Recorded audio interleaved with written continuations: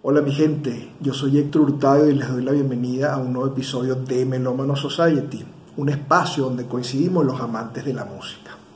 Hoy quiero hablarles de un fenómeno que ha venido cobrando relevancia quizás en la última década.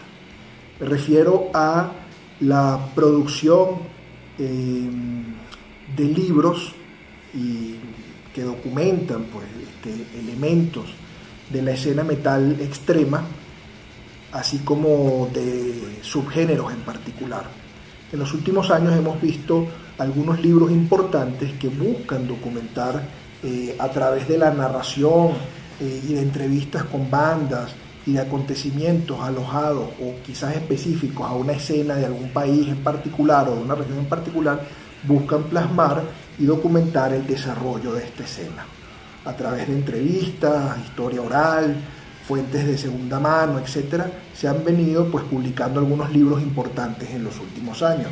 Como ejemplos de esos tenemos el caso del libro Lord of Chaos, un libro que ahora se hizo famoso con una película que documenta lo que ha sido el ascenso y consolidación de la escena del black metal en Noruega y la importancia que tuvo dentro de esta escena la banda Mayhem como una figura icónica, ¿no? Otro libro importante que ha salido y que aborda esto tiene que ver con la labor que ha llevado también adelante los esfuerzos editoriales de la casa Basilion Points y Decibel Magazine, que se han encargado también de sacar algunos libros importantes sobre el tema. Uno de ellos es el caso de Swedish Death Metal de Daniel Ekeroth. Este es un libro que aborda en particular la escena del death metal sueco, la importancia que ha tenido dentro de la escena extrema a nivel mundial, las bandas más importantes del género, las características y las particularidades de su sonido, y un sonido muy característico que los diferencia de otras escenas del death metal, como puede ser la británica, la estadounidense, etc. Y así como esos, hemos visto que han salido otros libros importantes como An Evolution of the Cult, que se aborda la historia del black metal a nivel mundial. Ahorita de reciente data salió un libro que es de US Black Metal, que aborda y se enfoca en el nacimiento y consolidación de la escena del death metal en los Estados Unidos. Otro libro importante que ha salido es el de Rotting Ways of Misery, enfocado también en una escena geográfica en particular, en este caso sobre la escena finlandesa. Y para el día de hoy quiero presentarles y ver con ustedes en detalle un libro que precede en el tiempo a todos estos que les he mencionado anteriormente, y que fue muy importante en los primeros años del siglo XXI para dejar plasmado en papel y documentar lo que había sido el nacimiento, la evolución y la consolidación del death metal y el grindcore como escenas. Y me refiero específicamente al libro Choosing Death, ¿verdad? The Improbable History of Death Metal and Grindcore de Albert Mudrian. Esto sería como Escogiendo Muerte, la historia improbable del death metal y el grindcore. Para esto quiero ver con ustedes a detalle el contenido del libro. Y bien, como les decía, el libro Choosing Death, la historia improbable del death metal y el grindcore, por el autor Albert Mudrian, cuenta con prólogos de Scott Carson y John Peel. Scott Carson, bajista y cantante de la banda Repulsion, y John Peel, disc jockey afamado del Reino Unido, que fue fundamental a través de su programa de los Peel Sessions de lanzar la carrera de bandas como Carcass, Bolt Thrower, Napalm Death, entre otras, ¿no? El libro está ordenado cronológicamente, aborda aproximadamente desde principios de los años 80 hasta el 2015 aproximadamente lo que es el auge, consolidación, caída y un renacer de la escena del death metal y el grindcore a nivel mundial, ¿no?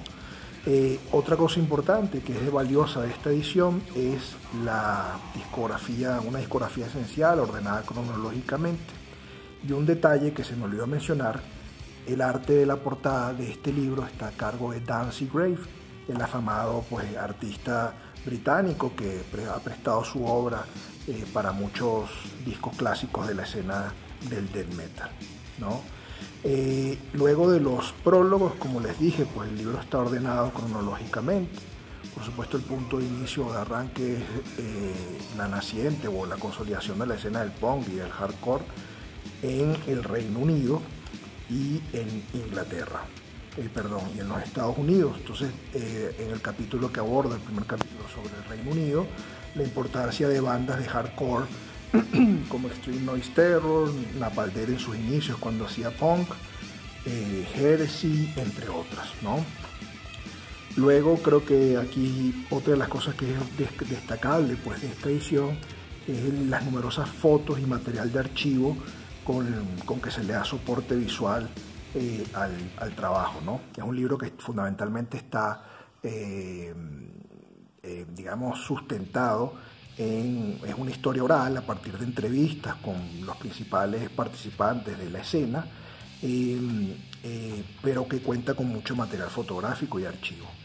En el caso de la escena, pues el capítulo sobre los Estados Unidos, como ya he dicho, la importancia de bandas como Deep Wound, Sick, Terrorizer y Repulsion como las primeras bandas ya reconocidas del grindcore, entre otras, ¿no? Y bueno, en el capítulo 3 ya nos vamos adentrando en el nacimiento, ya con una estética propia de lo que sería conocido como death metal, la importancia de figuras como Chuck Schuldiner, Rick Ross y Cam Lee en lo que fue esta primera banda Mantas, que pasaría a llamarse después Death.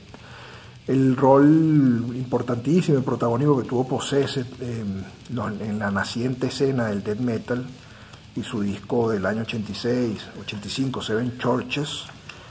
Luego, pues la importancia que tuvieron otras bandas como Autopsy, etc. Este es un capítulo que está, si se quiere, enfocado principalmente en la escena estadounidense, ¿okay? Y la consolidación de lo que fueron una escena local muy importante, como fue la escena de Florida, y la importancia de bandas como Morbid Angel, ¿okay? Otras como Obituary, Desire, este es Glenn Benton de Desire, entre otras, ¿no? Executioner, que son los orígenes de Obituary. Tenemos este Chuck Schuldiner, pues esto es en los tiempos de Leprosy, ¿okay? Y pues en el capítulo 4, que lleva por título Across the Open Sea, más allá de enfocarse, si se quiere, pues, en la escena estadounidense y británica, el autor se da un repaso, quizás un poco breve, pero que es importante que esté aquí incluido, en la naciente escena sueca, ¿no? En la importancia de bandas como Nihilist, que después sabemos que pasaría a ser Entomb, y el bajista que se fue en ese momento formaría luego Unleashed, ¿no? Bandas entonces como Entomb, Unleashed, Carnage, Dismember, okay, Grave, etc. Entonces un capítulo muy valioso porque aquí nos da pues la aproximación a una escena que también surgió en paralelo y con un sonido muy particular, ¿okay? Como fue la escena sueca, y después aborda otras escenas en particular, a lo mejor no con el nivel de profundidad, tampoco fue quizás tan fértil como la escena sueca, como la escena austríaca, la escena, bandas como Disharmonic Orchestra, la escena de los Países Bajos con Pestilence, y otros, ¿no? Gorfes, etcétera, ¿no? Cravator, que era una banda de la República Checa, ¿no? Entonces era como una aproximación, digamos, de la escena escandinava, y como dice aquí en el capítulo Beyond the North Winds, bueno, que se estaba haciendo también por otros lados, ¿no? Entonces la importancia de bandas como Thanatos, como ya dije, Pestilence, Asphyx en los Países Bajos, ¿no? Entre otros. Entonces en ese sentido, pues esto es un aporte importante de este libro. También tiene una aproximación puntual a la escena finlandesa, ¿no? Con bandas como Abhorrence, de Demilich, con Bulls, ¿no? Y lo bueno es que vienen pues también, como ya les he dicho, con fotos, ¿no? De las bandas, de sus primeros demos, etcétera, ¿no? Quizás unos capítulos más cortos, pero que vale la pena porque documentan muy bien estas cosas, ¿no? Y bueno, en el sexto capítulo, que habla sobre la consolidación y la popularidad de la escena, aborda pues la importancia que tuvieron algunos en la promoción y consolidación algunos sellos disqueros como Earache Records en el Reino Unido, Century Media en Europa, Nuclear Blast en Alemania, otros como Roadrunner Records en los Estados Unidos. Entonces, bueno, va abordando, si se quiere, entonces la importancia que tuvieron en la consolidación de estas bandas, ¿no? En aquel momento, ¿no? Y una cosa que creo que quizás pues aquí es interesante y reveladora es cómo el propio autor, a través de entrevistas con algunos ejecutivos de los sellos disqueros, hablan, si se quiere, de una primera saturación de la escena a finales de los años 80, principios de los años 90, que llevó a la firma de algunas bandas que para ellos, según su criterio, consideraban que no habían o no fueron bandas importantes, ¿no? Y me llama la atención porque en ese momento, o ahí en particular, nombran a bandas como Immolation, que si bien sabemos que su debut del año 91, Down of Possession fue un disco muy importante, ahí critican que pasaron después muchos años en organizarse para sacar un segundo lanzamiento. Su segundo disco, si no me equivoco, es del año 95, o sea, llegó 4 años después que el debut, y de otras bandas como Resurrection y Gorguts, que me sorprendió verlos ahí. Quizás Gorguts, que es una de mis bandas favoritas del death metal, tuvo su valor único y, si se quiere, particular en el año 98 con el lanzamiento de su disco Obscura. Fue un disco que revolucionó lo que se conoce como el death metal técnico y disonante, pero para estos comentaristas y productores y ejecutivos de las disqueras, pues en ese momento los 2 primeros discos de principios de los años 90 de Gorguts pues no se consideraron tampoco tan buenos, ¿no? Entonces, bueno, es interesante cómo se da pues este paseo a través de las bandas, los lanzamientos discográficos, las conversaciones con las disqueras. Entonces sí, habla pues de una época gloriosa, si se quiere, y altamente fértil y productiva de la escena entre el año 88 y el año 92 aproximadamente. Bueno, entonces, como les comentaba, en este capítulo se aborda aquel experimento, ¿no?, de las disqueras en algunas negociaciones con disqueras grandes como Columbia, Epic, etcétera, para lanzar discos de bandas de death metal, ¿no? Aquí estuvieron pues involucradas, como señalé, Napalm Death. Esta es una foto de Cannibal Corpse en los tiempos del disco de Bleeding, el disco Chaos AD de Sepultura. Son algunos de esos ejemplos de algunos de estos discos, como el Covenant de Morbid Angel, el Hardware de Carcass, etcétera, ¿no? Entonces, luego ya empieza entonces, digamos, el autor a explorar lo que es la progresiva, digamos, como caída, como dice el capítulo, caída en desgracia del death metal como una propuesta musical con cierto tipo de impacto comercial, etcétera, ¿no? Habla, pues, como había señalado previamente, la saturación de la escena. Si bien habían surgido pues algunas bandas y algunas subescenas importantes, como la escena del death metal técnico, gracias a bandas como Pestilence, los experimentos que venían haciendo otras bandas como Cynic, etcétera, pues algunos señalan como una especie de saturación. También muchas bandas aspiraban a grabar sus discos en el Morrison Studios en Florida, que Scott Burns fuese su productor, etcétera, ¿no? Entonces señalan pues que de alguna manera esto se fue convirtiendo como progresivamente en algo muy repetitivo y la escena se saturó. Y hay que recordar pues en esos años, pues a principios, mediados de los 90, mejor dicho, aproximadamente en el año 94, 95, va cobrando con mayor fuerza y relevancia dentro de la escena del metal extremo el black metal escandinavo, Noruega. Aquí hacen, pues hay unas fotos de esas primeras fotos de Darkthrone como banda, y entonces el death metal va quedando como relegado en un segundo plano. Además del black metal, otras escenas como la escena del Death Doom. Aquí tenemos una foto de My Dying Bride y el metal gótico, que luego pues se haría famoso con bandas como Paradise Lost, etcétera, va agarrando importancia en esa época. Y hay un elemento ahí también de, si se quiere, como el groove metal y el metal de corte industrial, con bandas como Fear Factory, etcétera. Y quizás una de las cosas más importantes que aquí se señala es el nacimiento y la aparición de la movida del new metal, que de alguna manera barrió con la escena del metal extremo en ese momento, ¿no? Luego, y esto yo creo que es un elemento aquí importante, ¿no?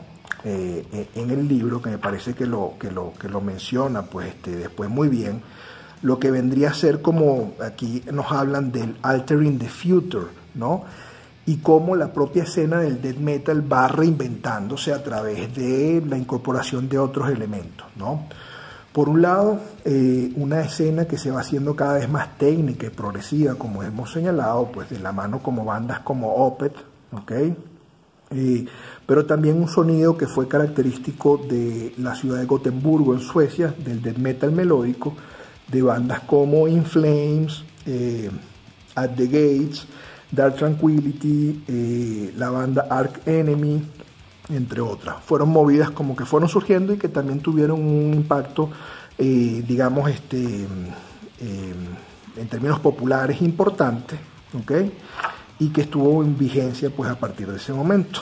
Entonces, a partir de eso, luego el autor, pues aquí está como son los años de repliegue, si se quiere, y los años de menor popularidad del death metal, ¿no? Y bueno, una vez que el autor aborda lo que fue la debacle o el declive en términos de popularidad de la escena, ya en los últimos capítulos se enfoca en el renacer de la misma. Y aquí señala la importancia que han tenido y que tuvieron algunos festivales importantes como el Maryland Death Fest, como en estos festivales especializados y festivales de verano europeos, etcétera, fueron progresivamente pujando por la reunión, si se quiere, algunas de estas bandas importantes que tuvieron su protagonismo en los inicios de la escena. Entonces, en estos festivales pues empezaron cada vez a demandar más, si se quiere, la presencia de algunas bandas importantes y valiosas, como Autopsy, que se habían disuelto y que de alguna manera se reunieron a partir de esos años. Estamos hablando de finales de la primera década del siglo XXI, 2008, por ahí aproximadamente. Bandas como Carcass, Autopsy, Repulsion, que eran bandas que se habían disuelto y que no habían seguido, ya estaban pues inactivas, se volvieron a reunir para participar en algunos de estos festivales. Entonces, si se quiere, quizás con un dejo de nostalgia también, porque los que en su momento fueron jóvenes y consumieron esta música, ya adultos, estaban demandando como la presencia de sus bandas preferidas en ese momento. Eso fue importante.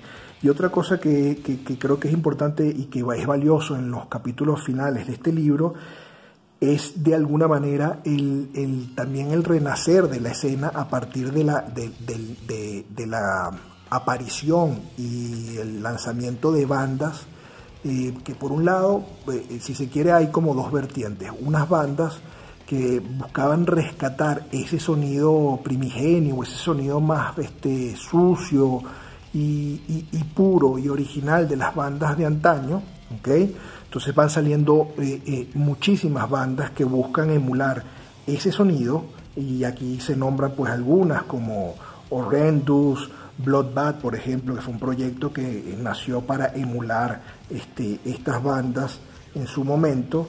Dead Vocation, bandas que fueron saliendo y bueno, que buscaban pues rendir tributo a ese sonido original, ¿okay? Que entonces se rescata el interés por el sonido, digamos, vieja escuela, ¿no?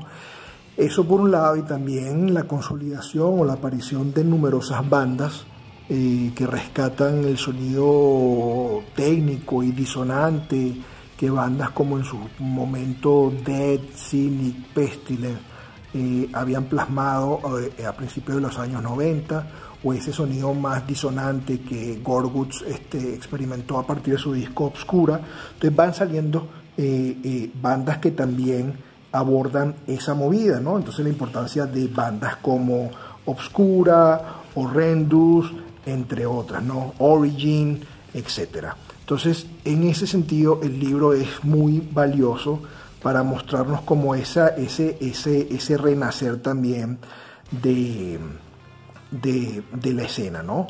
Como he dicho, con la aparición o el reagrupamiento de bandas clásicas. At the Gates es otra banda que se activó gracias a la importancia de estos festivales a nivel mundial. Entre otras, ¿no? Asphyx es otra banda que también se reactivó en ese momento. Entonces tenemos como el renacer a partir de la escena, a partir de la reactivación de bandas clásicas, la aparición de bandas nuevas con un sonido que recuerdan a las primeras etapas del género, y también a otra serie de bandas que han buscado hacer, si se quiere, un death metal mucho más ambicioso, técnico, intrincado, etcétera. Entonces, en ese sentido, pues es muy valioso este libro, y como digo, cierra con una discografía esencial o básica para aquellos que se estén adentrando en el género, con lo que el autor considera son los discos más importantes por año, ¿no? En términos generales, como he dicho, me parece que el libro da un valiosísimo aporte para documentar una escena a partir, como he dicho, de revisión de fuentes secundarias, pero sobre todo de historia oral, entrevistas, etcétera. Documenta lo que ha sido el nacimiento, la consolidación, etcétera, de una escena como la escena extrema del death metal y el grindcore. Eso es valiosísimo. Quizás mi crítica, como un comentario que no desmerece además la calidad del libro, es que se enfoca, si se quiere, en la dimensión más mainstream y más popular de la escena, es decir, los sellos disqueros más famosos, que tuvieron más importancia en términos de popularidad, las bandas más famosas, etc. Entonces hay toda una escena o toda una movida dentro del propio death metal, quizás mucho más underground, más oscura, que ni siquiera se ve reflejada aquí, ¿no? La importancia de bandas, algunas bandas importantes y que tuvieron pues lanzamientos significativos dentro de la escena, no se ven reflejados. Y bueno, y por supuesto lo otro es en términos del corte temporal, que al llegar al 2015, si se quiere, y eso no es culpa del autor, eso quizás sería la excusa perfecta para actualizar el libro. En los últimos 6 años ha habido una ebullición de bandas dentro del death metal que están haciendo una música interesantísima, y la aparición de muchísimos sellos disqueros. El autor nombra algunos que a finales o en la segunda década del siglo fueron surgiendo, como Dark Descent Records en Colorado, pero bueno, hay todavía una historia que valdría la pena documentar y contar para seguir alimentando y documentando lo que ha sido la evolución de estos dos géneros musicales que son fundamentales dentro de la música extrema. Pero bueno, aparte, dejando eso de lado, una lectura ampliamente recomendada. Espero que para aquellos que les interese pues puedan revisarlo. Y bueno, mi invitación es a que le den like al video y se suscriban al canal para nuevas actualizaciones, y espero verlos en una próxima oportunidad. Que estén muy bien. Chao.